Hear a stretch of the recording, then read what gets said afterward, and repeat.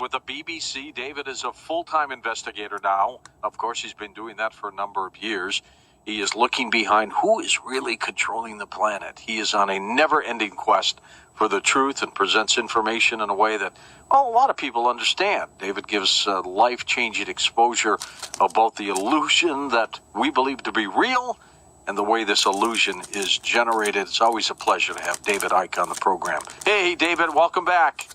Hello, George. Long time no talk. Yeah, it's good to talk with you. And how are things in the United Kingdom these days? Yeah, well, interesting. We've got a referendum coming up of whether we stay in the European Union, and the fear and lies are of tidal wave proportions to try to keep us in, because that's all part of the global structure of centralization of control. The last thing they want is people coming out of the EU. They want more people going in. And of course, Britain is involved in what's going on in the Middle East and Syria, which is, again, all part of this plan I've been talking about for a very long time. In fact, 26 years coming up, I've been on this journey, and it was a very, very lonely place to be all those years ago, because very few people wanted to know about anything that was outside the box.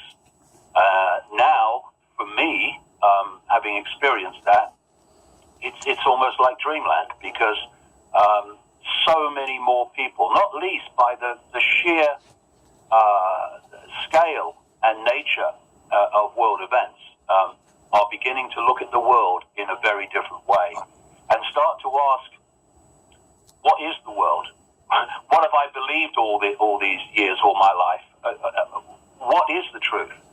And what I've done over the last 26 years is not just focus on world events and how they're coordinated and to what end, but ultimately the force that's behind them. And that really does cook the noodle of many people, because compared with the world that we are asked to believe is real, when you get deep in the rabbit hole to what that force is, then it is mind-blowing.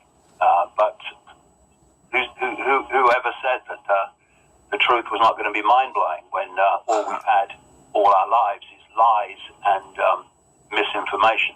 It is the best time to get you on the program, David, to talk about these kinds of issues. What do you think, and what are they saying in Britain about our presidential campaign so far? Well, from my point of view, they wanted Hillary Clinton all along. But people who look at the presidential campaign, they see people, individuals who are trying to win, trying to overcome their rivals. But the main players, not least Hillary Clinton, George Bush, Barack Obama, they are actually just the part of the iceberg that you see in the public arena. Actually, behind them are these networks, in the end, a global network that are manipulating events, putting people representing the interests and the agenda of that network into public office. And of course, what we call democracy is merely the scam to give the people the impression that they're having an effect on their country, their world, by voting for this person or that person. When actually we have a government in Britain currently which has virtually total power at that governmental level anyway, and they were voted into office by 37% of the vote. So this idea that democracy is an interchangeable word with freedom is one of the great illusions.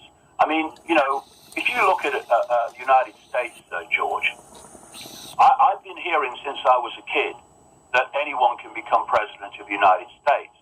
Well, you look around the last few years, and yes, that's true. Anyone can become president of the United States, so long most of the time their name is either Bush or Clinton. If you look back to the Reagan administration, it was called Reagan Bush, Father Bush. Actually, it was Bush Reagan, real power in that administration over 2 terms was Father George Bush, who was absolutely an agent and accessory of this network. And then we went from Bush-Reagan to Bush himself, who had 1 term. Then we went to 2 terms of Clinton, and somebody's calling me on a second. Okay. 2 terms of Clinton, and then we moved into 2 terms of Bush, and then into Obama.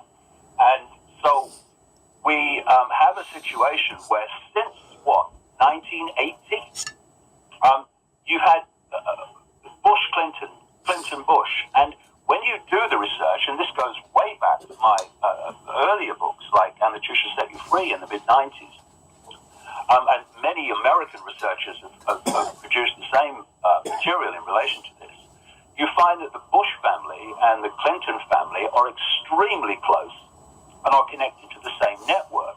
And, this is a structure which operates worldwide, but the United States example is perfect to describe it in very simple terms. In the time of the Bush administration, And David, 20 out of 28 years of presidents has been Bush-Clinton. 20 out of 28 years. Well, when you consider, George, that America has more than 300 million people, that absolutely blows out of the water that anyone can become president of the United States. Not even anyone with lots of money can necessarily become president unless the network